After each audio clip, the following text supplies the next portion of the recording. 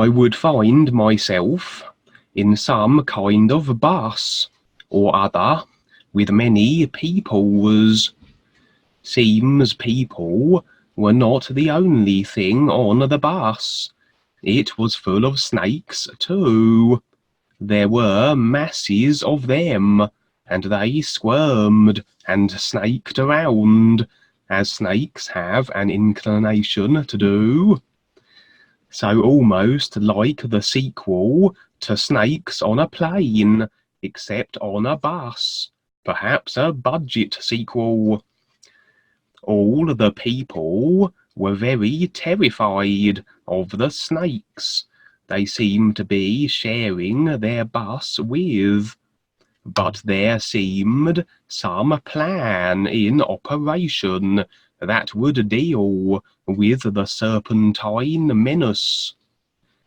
I was very much a part of the scene, and not just observing or regarding the situation from a position of safety where I could watch proceedings, but the participants in the scene could not see me, nor would I be in any peril from the elements or aspects of it.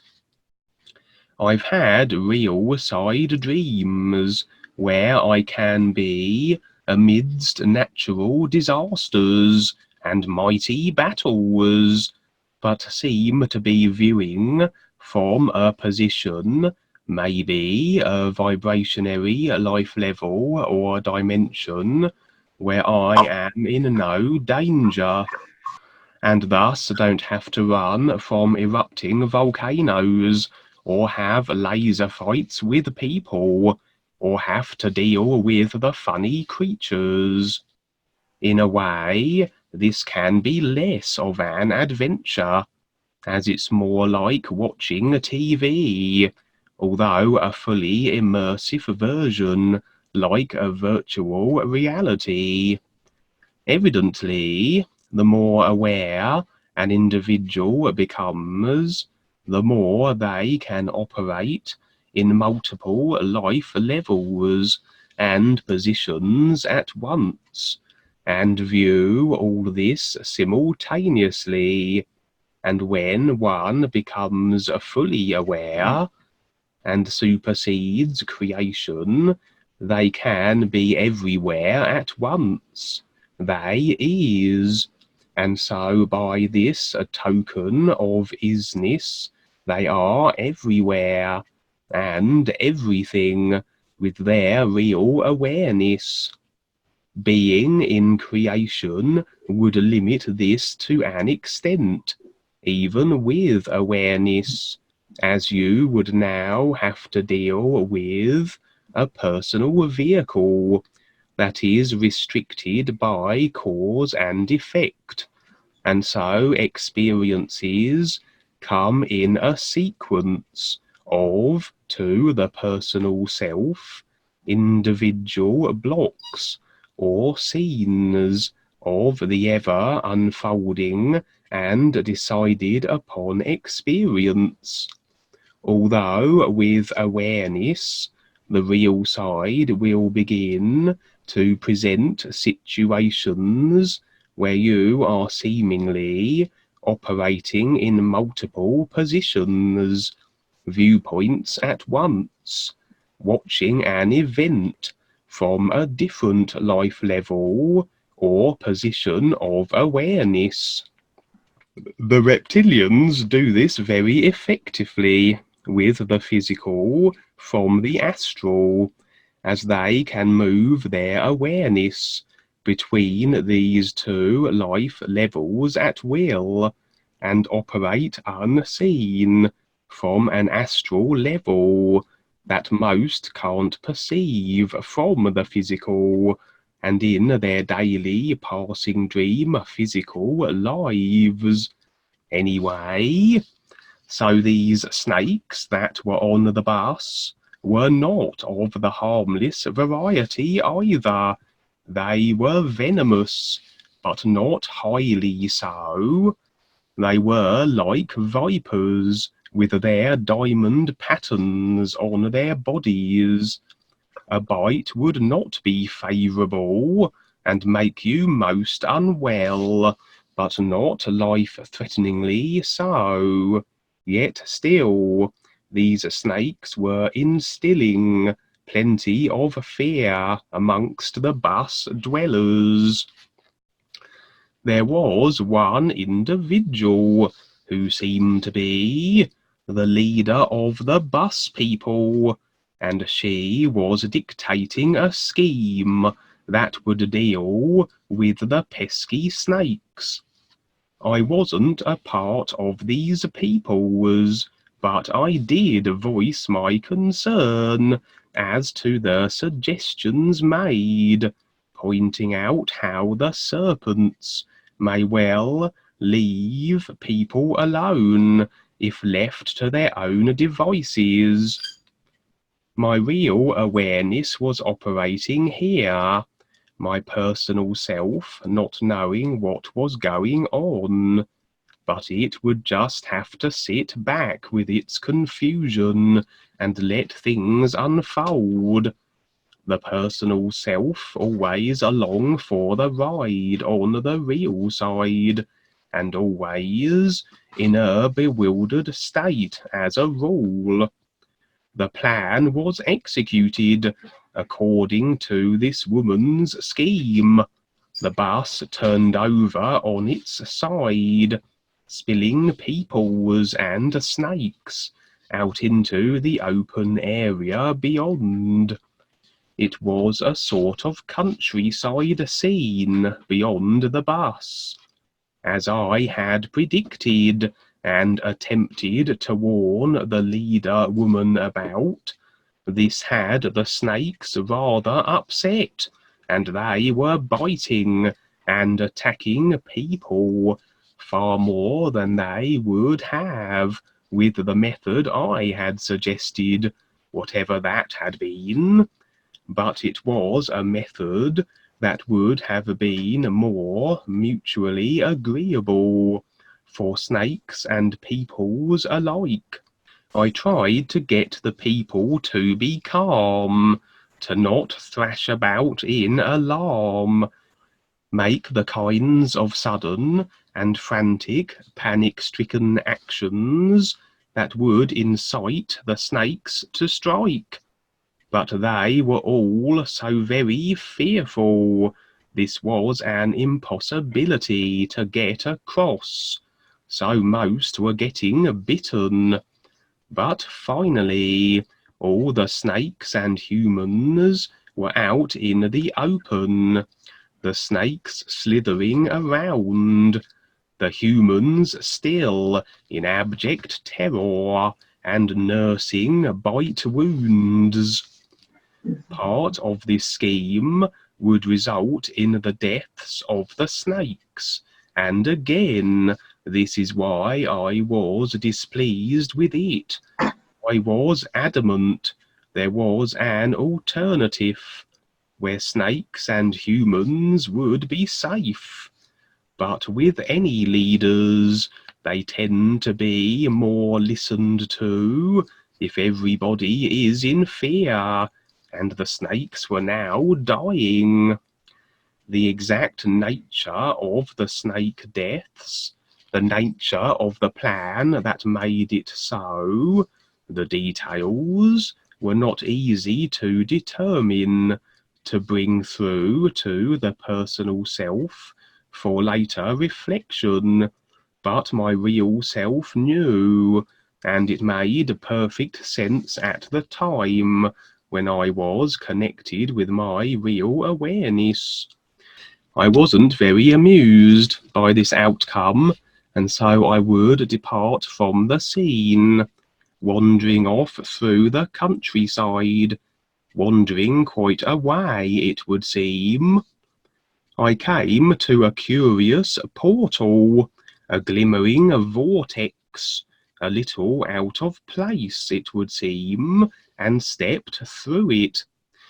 I wasn't considering anything really at this action, just doing, as the real self is inclined to do, knowing what to do in any circumstance and situation if the personal self doesn't intercede.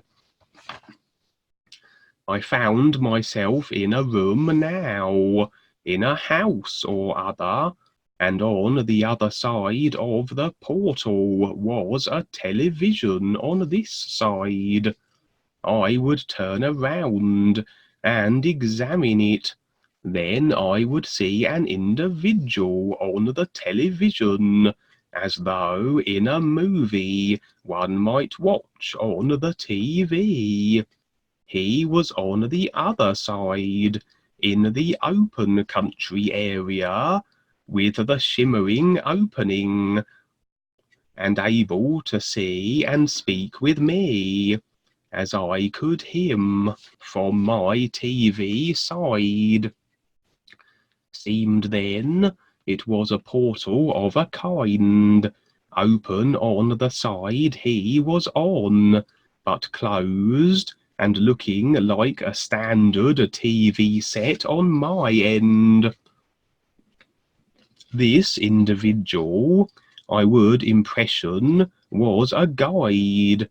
He had a familiar look to him, adopting the form of a friend I knew from the physical, from years ago. But with guides who choose to adopt forms other than their own, as they generally do in my real side experiences, their telltale signatures reveal them as the guides they are. They have an undeniable sense about them, a presence, a mighty awareness, and is standing that any guise they choose cannot conceal, though awareness is required to recognize them through their guises. He was requesting that I return to the place I had been, the place he was speaking from, the other end of this conduit, but I would express doubts as to my ability to do this. The TV screen seemed very solid and unpassable, unlike the shimmering, swirling opening from his side. He would explain to me how I would do this, and the knowledge was familiar, as though I'd done this before. A refresher, then, of ability or techniques once known, but forgotten in my current lifetime and position. Again, the nature of this information I could not bring back to my personal self. It always makes sense on the real side with the real awareness and self. I would press my hands to the screen and feel about it till I hit the right spot. Then I exerted a kind of energy through my hands and pressed my fingers into the very screen. My fingers, then my hands, pushed into the television, and as I parted my hands, I began to make a hole in the very surface of the television, the screen, and as it became larger, I could see the guide and the area he was in through the hole. When the hole was of an adequate size, I would crawl through the space, and thus return to this countryside area with this guide. Back in this place again, the guide would take me around this world, or wherever it was, as though we were sweeping the entire place at tremendous speed. He wanted to impress upon me how the world here seemed to be in a demise of a kind. As a result of what had transpired with the bus earlier, it was as though the world here were bleeding away into a void. The place looked almost as though painted, as were the impressions afforded, and it was as though the paint were draining from the world and vanishing into a blackness, the world becoming progressively less. The guide would depart, not before dropping me off at the bus with the dead snakes, and the bitten people, and the leader woman.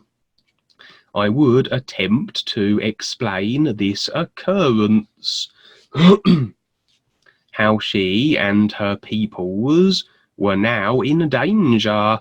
No easy task. She was rather self-convinced that all was well. Ultimately, I convinced her to an extent, based on if I could prove the portal phenomena to her or not, and thus I led her to the very spot of the portal, and presented her with the evidence she sought. She accepted now my words and warning, and would return to the others to convey this information, as though they hadn't had quite the day of it already, with biting snakes and all. Vehicles tend to demonstrate the personal self, attitudes, the general consciousness of individuals manifesting as cars and such on the real side. If the individuals are inside the vehicles, they are evidently sitting with their attitudes, very much then of their personal selves, with all the created aspects that make their little self what it is. With a bus then full of peoples, and it was an extraordinarily large bus too, for it had hundreds, if not thousands, of individuals within it. What we have here is the created consciousnesses, attitudes, or part of the personal selves, the emotional vehicle most likely over the other vehicles of these individuals. The overriding attitude, astral vehicle emotional output was that of fear, and so they were very much locked into the lower aspects of their personal created selves, very much physical, astral, and so with no awareness connection, and very much out of tune with the higher aspects even of their personal selves, you might say, the intuition, imagination, even the mental faculties. They were terrified of the snakes, and understandably too. They were venomous, but not so venomous as to justify such an extent of fear. The snakes evidently were the reptilians, and these people had clearly become aware of this species, demonstrated by them being very much aware of the snakes amongst them on the bus. Maybe a future view, where the reptilians would become known to the humans, in whatever form that may unfold, and the reaction was rather predictable. Panic, fear, and all that emotionally restricting taplining reaction to experience, which would be far better regarded with objectivity.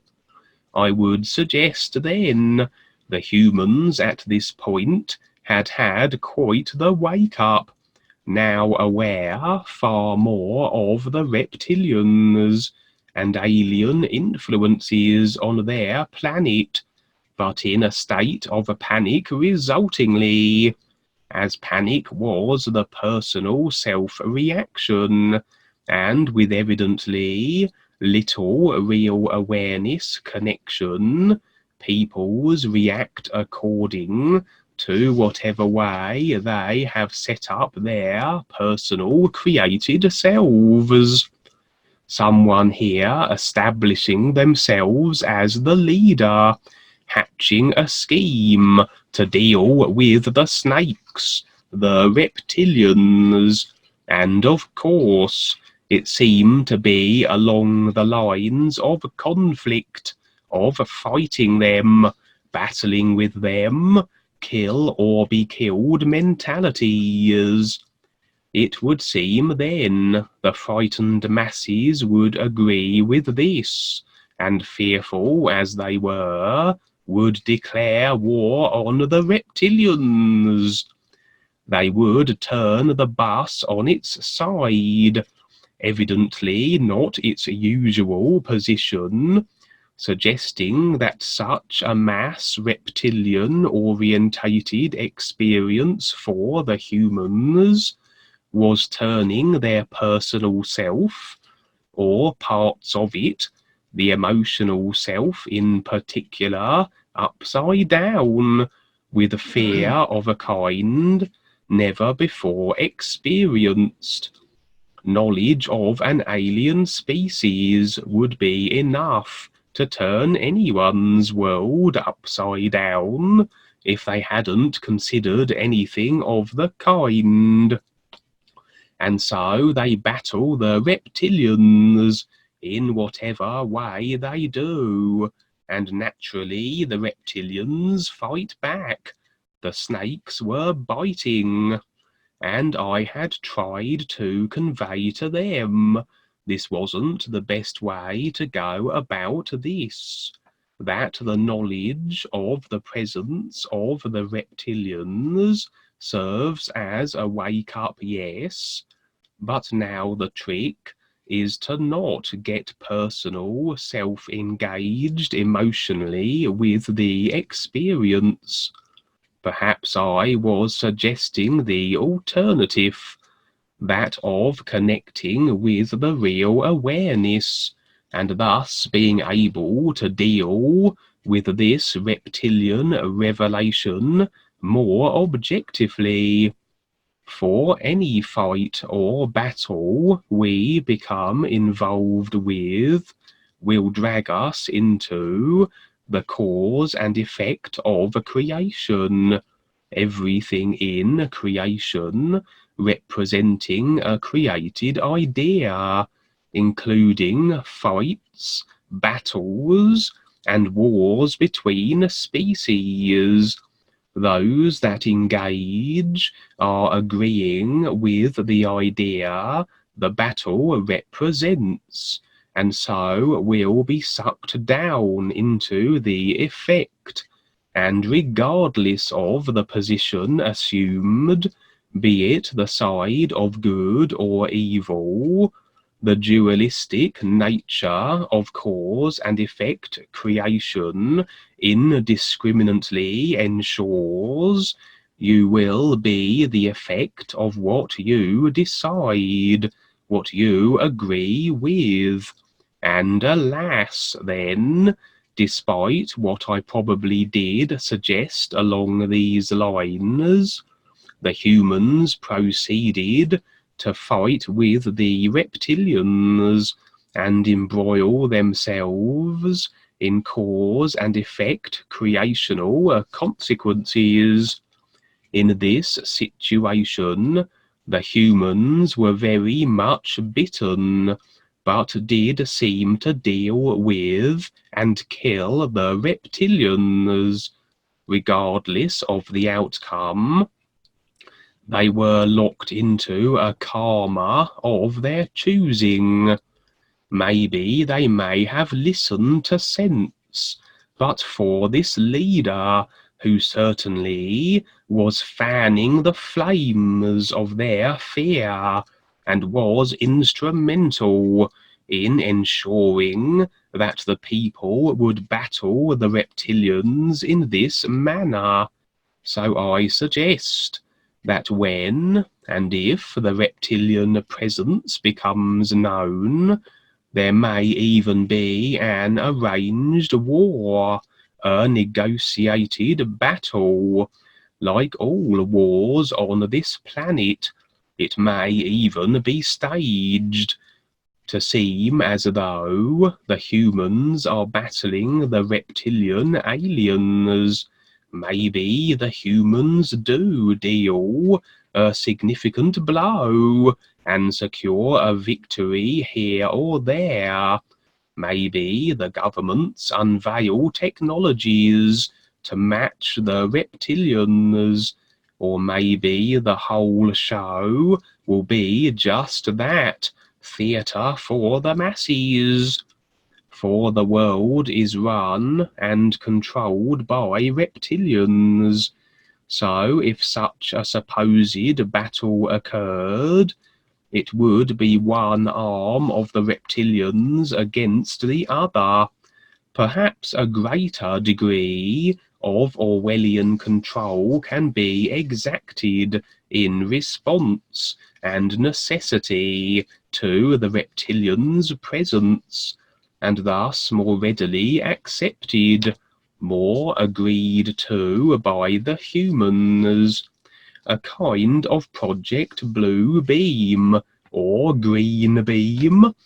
If it's a faked or semi-orchestrated reptilian alien invasion, either way, certain characters and leaders will manifest, I'm sure, to ensure the human programmed masses perform in accordance with what the controllers decree.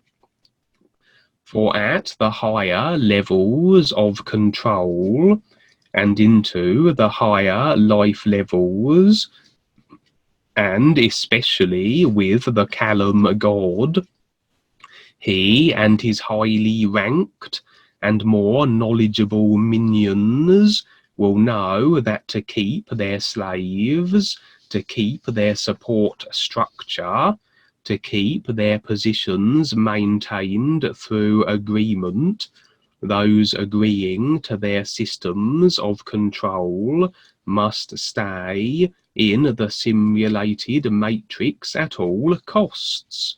They will also know of the principle of cause and effect, and how any agreement works to ensure continued unconsciousness in their controlled matrix, and they are more than delighted when the humans perform and react.